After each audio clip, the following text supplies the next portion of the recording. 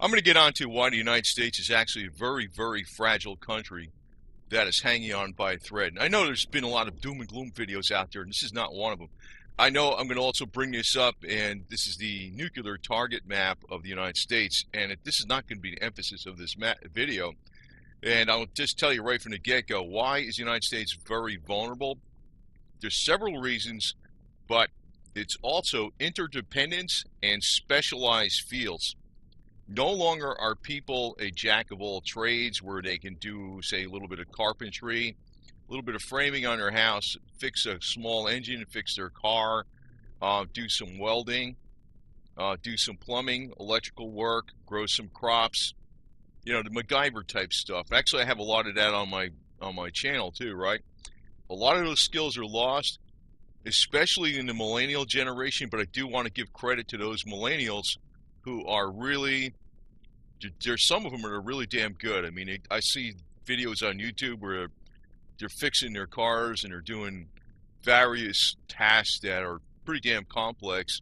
And there's some millennials that do know their stuff. Generally speaking, they're more absorbed into the electronics, which aren't going to help you in a crisis situation. Now, it doesn't have to be a nuclear situation at all. But I did want to point out this map because this is a very, very, very simple map that, you know, displays the main, you know, California. You know, I don't think California, well, yeah, I guess they would. They got a lot of bases out there. Forgot about 29 Palms or 29 Stumps and all that. I guess California would get whacked pretty bad. I don't think that's Florida would too because of the bases and Nassau. But California would be safe, I think, up in the Sierra Nevada, for crying out loud, you know. But now, there's other corollary reasons why the United States is very fragile. I know they've been talking about the U.S. debt situation, but this is not the main thing. It's the interdependence. It's actually the main reason why our overly bloated, overspending military is actually on very shaky grounds.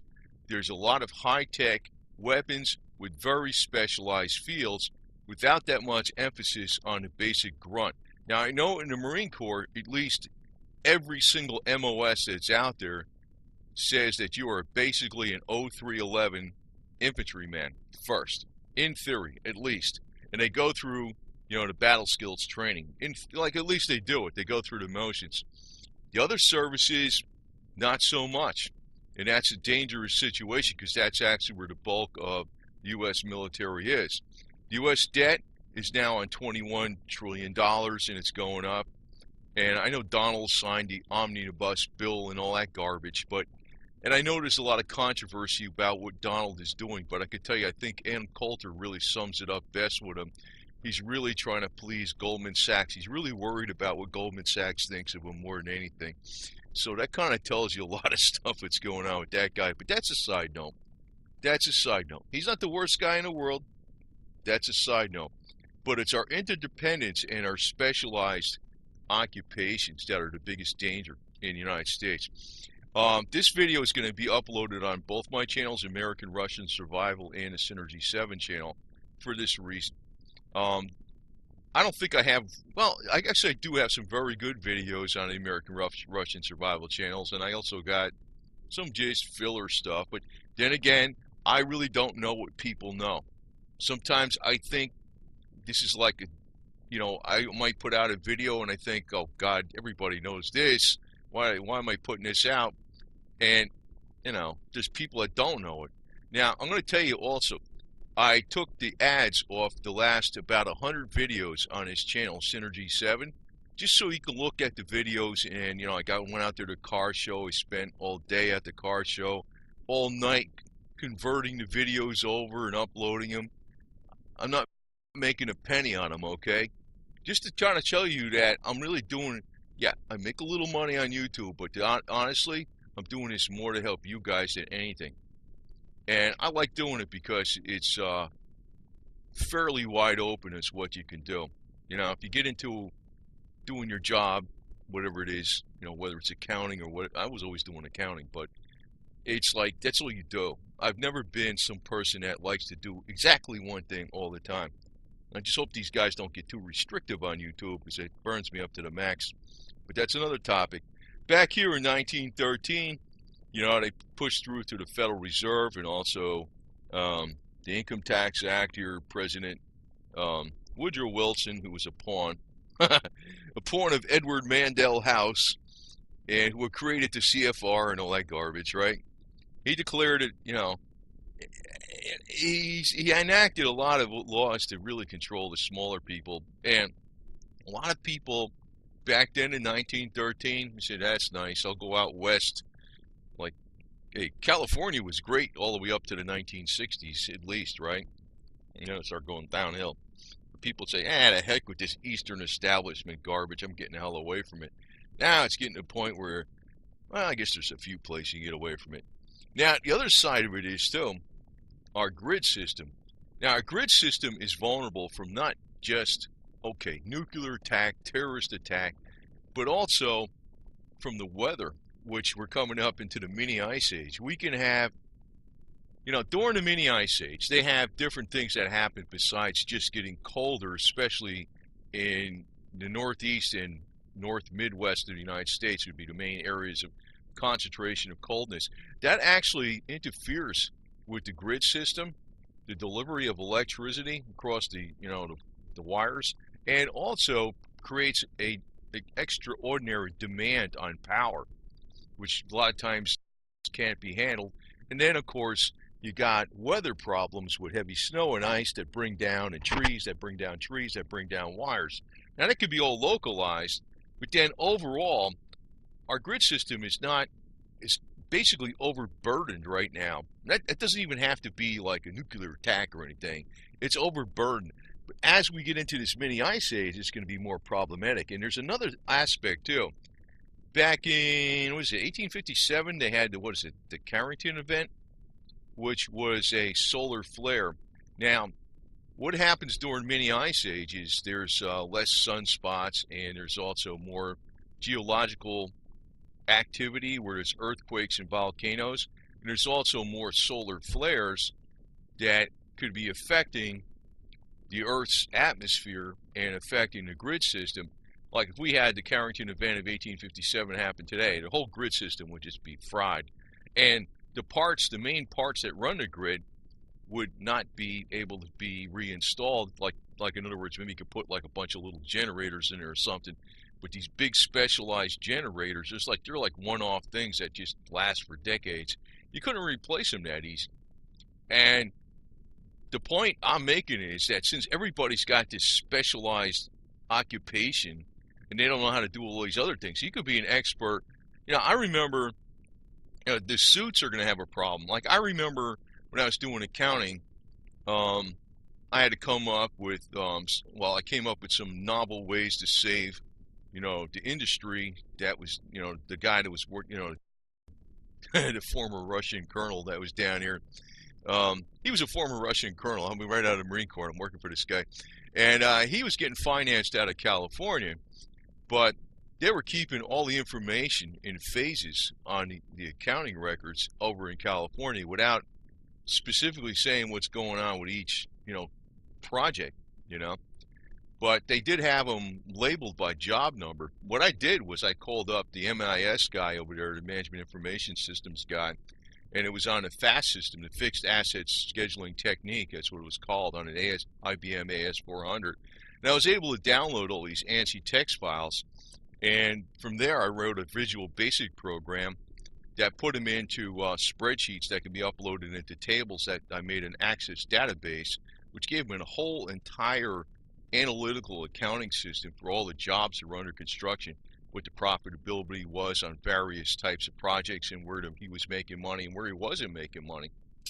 It was a detailed analysis. Later on, I actually did on the most complicated builder software there was. I installed it pretty much all myself and wrote specialized reports, plus actually tapped into it with Access database systems to write further specialized reports. And I was like, even though I don't have all the initial credentials after my name, like CPA and all this garbage, I replaced so many CPAs and people that have all these specialized degrees, not just MBAs and stuff, but also they have special taxation degrees. I replaced so many of them. You wouldn't believe it. Because it comes down to like, and I think a lot of that talent comes down because I have a broad range of experience and I can apply common sense to, things that are in the office. People are only book smart. They seem to lack what's the meat of the problem. So that's another situation where, even when you're dealing with specialized fields, when you have a broader knowledge, you actually do better in your specialized field. Now, one area where you can really do well, no matter what happens, is if you're in agriculture, because agriculture is absolutely essential. And as a matter of fact, if you know about agriculture, you pretty much know all the practical things on how to build or irrigate, get water, shelter, make shelters, because a lot of times that's all applicable to when you're growing crops. That's one area that if you're only specialized in farming, you're going to be fine. Now, one of the main problems too is also going to be medical. For the most part, many medical people are very, very specialized and they don't know like the old school type medicine. I put out a lot of this old school type medicine on this channel, and actually I put out a lot about that Parazapper, and I do not want to, sometimes people think I'm just selling zappers. I am not, man. That thing, I was not freaking sure about that thing for a number of years, and after a while I started picking up that little zapper box that Parazapper sells.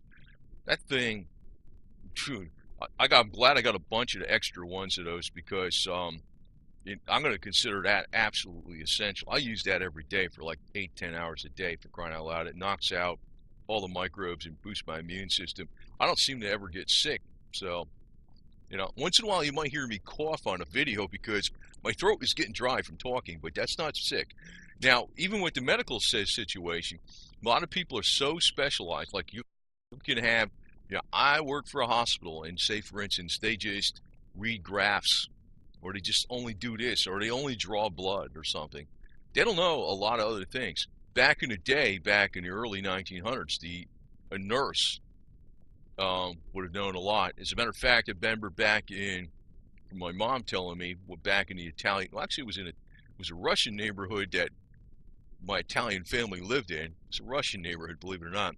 Old Mrs. Weinbaum was the one that was the go-to medical herbalist. Nobody went to a doctor. They used to go to old Mrs. Weinbaum. She used to say, take this, take that. That's all they did in the neighborhood. You don't have that today. See, specialized knowledge, and without having access to all these herbs, I have a lot of different herbs and colloidal silver and garlic and things that are antimicrobial besides just the zappers. That's very important. But doctors today are very, very specialized. Even like doctors that treat patients for, I don't know, cancer or something. Maybe they're very specialized in that one area. They're not going to know how to, dress a wound as well or something, things like that. The people that are probably going to survive their best are going to be the people like the Amish up in Pennsylvania. And also the more rural people like you might find in the mountains of Appalachia or in Montana or even in the deserts of Nevada and Arizona. People that are more away from the major cities, that are more working their own lands, even if they're not a rancher or a farmer per se, but if they know how to, they own their own property, have to maintain it, and they're not one of these people that own their own property, have an HOA, and they have a gardener landscaper come and with an irrigation system. But I mean, they really do their own stuff.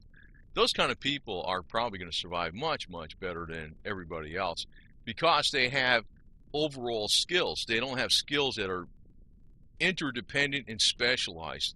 Interdependent skills and specialized skills are great when you got the whole matrix all working together. But as soon as you have, once you're missing one part of that, it's like everything falls apart. It's like even if you're somebody, it's almost like building an engine in a factory. and you know how to build every single part except for the camshaft and the lifters, well, guess what? The engine's not going to work. I mean, it's a stupid example, but you know what I'm saying. But that's the problem. People are very, very specialized and very, very interdependent. As a matter of fact, more backward countries that are third world countries, quote unquote, and more underdeveloped, if there's a major problem in, I mean, it may not just be, it might not be a global conflict, but I do want to comment a little more on that. But it could just be a major solar flare that brings down the grid system worldwide. That's going to, and you know, considering what's going on with the debt situation, that could be, it's a problem because people do not understand basic skills. Now, my generation from the 1950s does understand a lot more skills than the generation from the 1990s. There's no doubt about that, generally speaking. Although there are some people that are born in the 1990s that know a lot of stuff. Generally speaking, they don't know that much stuff. But, you know, if you're looking back before the 1950s, you're going back to the 30s, the 20s, the 10s, and the 1800s, people even knew more back then. You know, I don't know anything about saddling up a horse and breaking a horse to ride and all this kind of garbage. I don't know nothing about livestock and farm animals. You know, I know mechanical stuff, but I don't know nothing about the other parts that you need to survive. So, but when you're looking at what can happen, and I don't want to, you know, this guy Vladimir Putin, I don't want to say he's a saint, and I don't want to say he's a bad guy. I'm going to tell you one thing. He's a very reasonable guy. He's an intelligent guy. And it looks to me blatantly, patently obvious that they are trying to piss him off as much as possible to start some kind of conflict. And I'm thinking it's almost so ludicrous that I think of it as practically anti-species, for crying out loud, anti-human.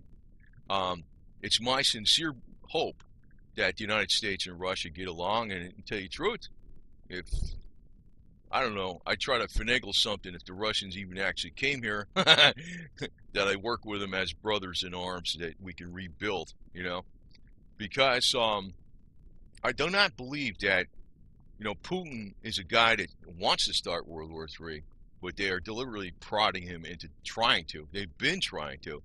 And even under Trump, like if Hillary Clinton got in, I think we'd already be in World War III, for crying out loud. But even under Trump, it seems like it's going that way too. And that is something where one little tip over of any area in the United States will lead to massive gasoline and energy prices, panics at the supermarket buying food, panics at the gas stations, and hoarding of everything. You know, even if it was just one area of the country, the psychological impact would be problematic. And it's like the United States is extremely fragile. If there was, everybody was living like the Amish, of course our GDP would look very bad, but every single one, it would be very difficult to knock out the United States. As it is today, everything's just-in-time delivery systems, everything is, you know, on a computer, which is right now I'm talking on a computer, but I'm trying to give you more, you know, solid information. And do look at some of my videos, even in American Russian survival channels, because there is some gems in there. There's probably some stuff you don't know.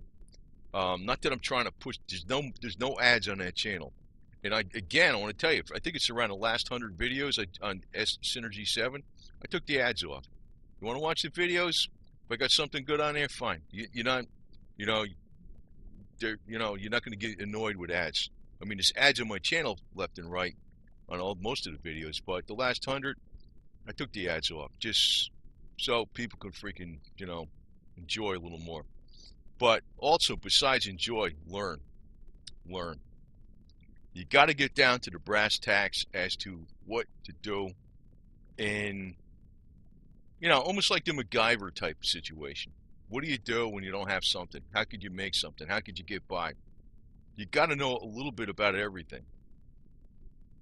And that's where Americans are very lacking. You can have an extremely intelligent person. They could be a highly educated professional, and they don't know a damn thing about 90% of the other stuff that I put on YouTube. Now, I was definitely in a professional field too, but it's like I always kept one foot in the redneck field too at the same time. Now I got almost 2 feet in the redneck field because I'm doing a lot more of this YouTube versus going into CPA firm. But let me put it to you this way. It's very, very vital that you learn a lot more skills and don't be one of these, I hate these freaking people that are panic stricken. The sky is falling every 2 seconds. But it's very important to stay prepared because there's so many things that could possibly, like for instance, in Florida, hurricanes and tornadoes can knock out power. I mean, the last time we had Hurricane Irma, okay, my power was only out for about 30 hours. There's people only, I think, about a half a mile from me, their power was out for 9 days. I have 2 generators. I got diesel fuel, I got plenty of water, and I got food. So it didn't bother me. Those people that were the power out for 9 days, they suffered. That's just with a hurricane. In California, you can have earthquakes that can interrupt the gas supply. There's a lot of different things that could possibly happen. There's hurricanes and there's floods that happen in South Carolina. They had the largest flood in 100 years in South Carolina a couple years ago. It was like a record, all-time record. Knocked out bridges on I-95, the main north-south corridor. So, I mean, it doesn't have to be the worst disaster in the world to happen. It's like or you could be living up north and what's going on. They're having all these record snowstorms, right? Like Boston in 2015 was the all-time record snowiest winter. Well, they shattered the all-time snowiest winter, which only happened 2 years ago. They shattered that again. And I think in New Jersey they busted more records. They busted all-time records. At one time it was in 96, 95, 96. Then they broke that a few years ago. And I think this year they might have broke it. They had 4 major nor'easters in just the month of March with an average of a foot of snow, which knocked out power to hundreds of thousands of residents. So, it's not stupid to prepare. You see, it's not stupid, even if there's not going to be some really crazy thing that happens, because the one time you need the stuff is stupid until you need it. It's sort of like having a spare tire in your car. What do I need that stupid thing for, right? I never get a flat, whatever. But that's, and also, again, the overall picture's not looking good with the U.S. debt clock. I don't know where this is going, man. I don't think I swear to God, these people it's almost like they're deliberately doing this. They're wrecking the United States on purpose. That's what it looks like to me. It can't be that stupid. I mean, that's what's, use a little common sense. I mean, there's so many different ways that the United States is getting torn apart. But then you look at the average American, they're very, very, even the most educated people and hardworking people there are extremely specialized in their knowledge. That's not going to do you much good if that's all you know. You're screwed. You could have an IQ of 145, and if that's all you know is your banking area or something, or maybe your attorney area, or maybe you work in the government or do this, or you work in the medical field and you only have specialized knowledge with cancer or something, it's not going to do you much good if you don't know all the other things. Back in the day, everybody kind of knew a little bit of stuff. And back in the day, electricity was a new thing. I mean, electricity is great, and it's a great convenience, and communication is a great convenience. And electronic storage of information is a great convenience. But, if you can't get at this stuff, and if your electricity goes down, what are you going to do? Right? Like I showed on my videos, a lot of times I heat my house with the old Perfection diesel oil heater, kerosene diesel oil heater, that was patented back in June 17, 1913. I'm old school all the way. But you got to remember that it's not just a matter of intelligence. It's not just a matter of hard work. You've got to have a broad range of knowledge, and somebody with a 90 IQ that has a broad range of knowledge is going to do far better than somebody with a 145 IQ that has a specialized range of knowledge, very specialized, narrow range of knowledge. And that's, you know, that's just how it's going to be. So make sure you do get up to speed on the basics, and especially with agriculture, or if you're not into agriculture, store a lot of extra food that is 30 years type food, and make sure you have some basic medical skills too, and basic herbal skills that can treat various diseases. I know they'll tell you it doesn't treat diseases because the FDA says it wasn't tested, but some of these herbs have been around for thousands of years in all these different cultures, like garlic, for instance. It works. It works. So anyway, just stick with the tried and true and you'll be okay. Over and out.